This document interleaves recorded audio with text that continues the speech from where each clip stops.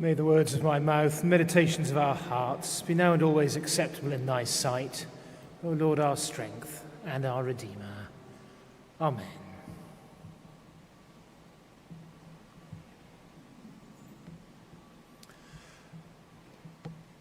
Size matters, or so we're told.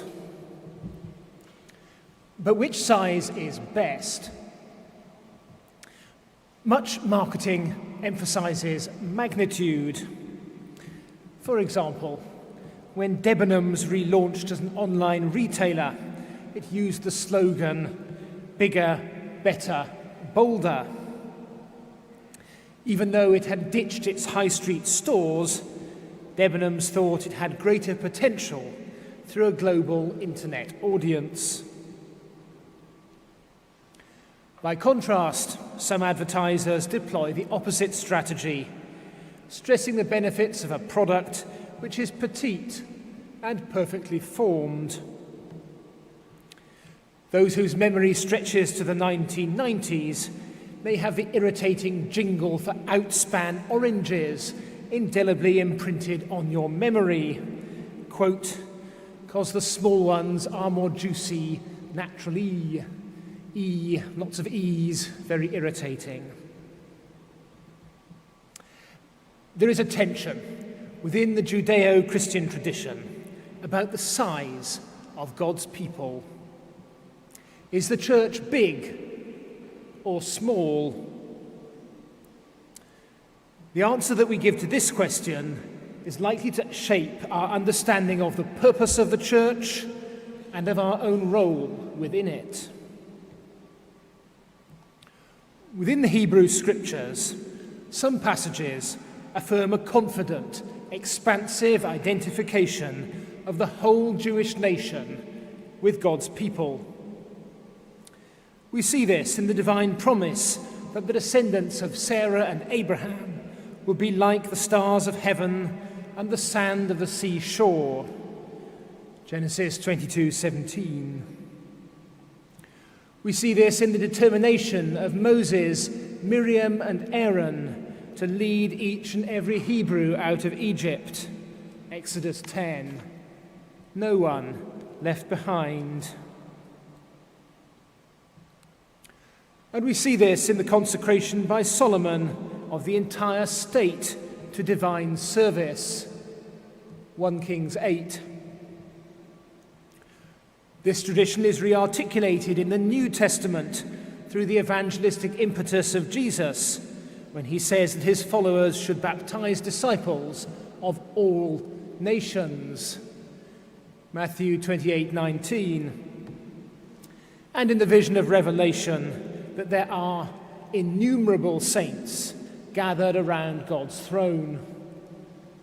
Revelation 7:9. However, alongside this grand-scale correspondence of church and nation, another strand of biblical thought paints a picture of God's people as small and besieged. Jeremiah, in his lament over Jerusalem, grumbles about the diminishment of the faithful. Just a small rump is left. Elijah, in conversation with God on Mount Horeb, complains that, "I have been very zealous for the Lord, but the Israelites have forsaken your covenant. I alone am left, and they are seeking my life to take it away." And this image of a beleaguered church also finds resonance in the New Testament. We see it in the vulnerability of the disciples after Jesus' ascension. And we see it in today's second lesson, as Paul struggles with the fact that not many of his fellow Jews are getting Jesus. He goes on to quote from the prophet Isaiah in Romans 9:27, when he writes, "Though the number of the children of Israel were like the sand of the sea, only a remnant of them will be saved."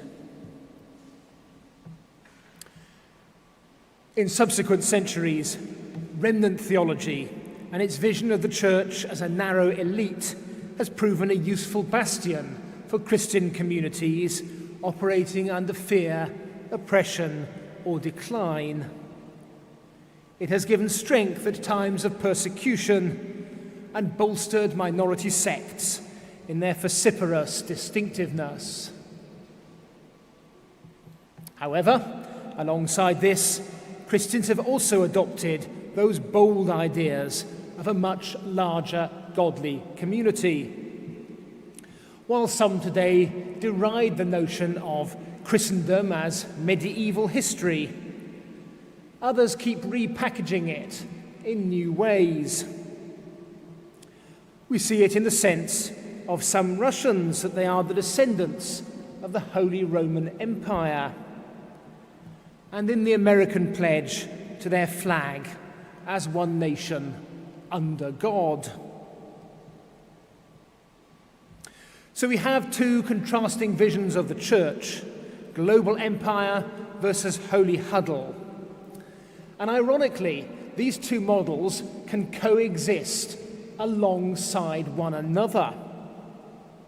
We have a local example of this here in Salisbury. In the early 14th century, our cathedral expanded to include its magnificent, unmissable spire, beckoning the faithful from miles around.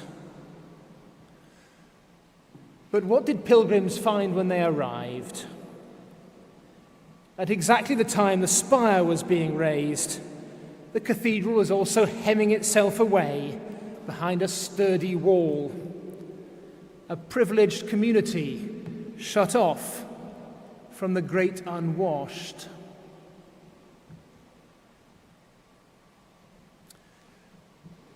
These competing images, big church versus small church, have theoretical and practical implications. The theoretical question is about how many are going to be saved. Our answer to this will shape our views about the church's mission. We heard in tonight's excerpt from Romans an inference that the atonement will be small. It flows from Paul's frustration at the perceived failure of his preaching. Though the number of the children of Israel were like the sand of the sea, only a remnant will be saved. But Paul counters himself 2 chapters later when he remembers God's response to Elijah in that conversation on Mount Horeb. Because Paul knows that God denies the prophet is alone and insisted that he has kept for himself thousands who have not bowed the knee to Baal.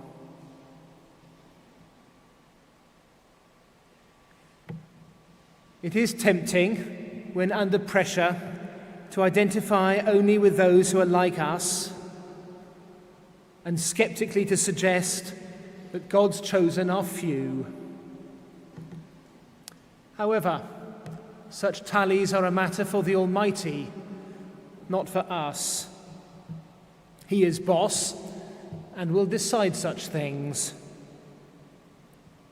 What we are told is that those who have faith will be saved, such that it is the task of the Christian to take the news of Christ to the nations. And this brings me neatly to practical implications. The model of a small church as a disciplined spiritual elite leads to a community which draws strength from the known and the familiar. It is safe and reliable, and perhaps the right model in a context of persecution. By contrast, a church which has a more open outlook and fuzzy understanding of its edges will be more outward in mission. And because you and I are fortunate to live in a country which is free from war, pestilence, and intimidation, I believe it is this latter model to which we are called. This is the missiology of the Church of England, which for centuries has operated a national territorial ecclesiology based on parishes, a Christian presence in every community. So are we for people like us, or for all nations? When we think of this cathedral, are we motivated by its wall or by its spire?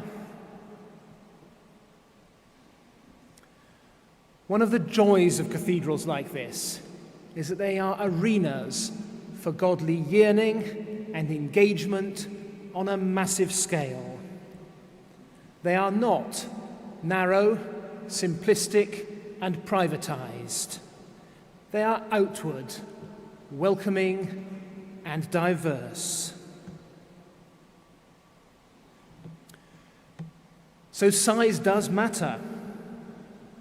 Our vision of the generous embrace of God should influence our approach to new things and new people. And it should do that whatever our role within this holy community, whether we are staff, volunteers, or worshippers, young or old, online as much as on site. Each has a stake in the mission and ministry of God through this place into our weekday communities. And crucially, this is a model with a positive feedback cycle, because a culture of strong welcome to us should nurture habits of deep commitment from us. And I'd be so bold as to suggest that St. Paul, when he wasn't having a bad day and recalled his summons to evangelize the Gentiles, would have known this even more than we do.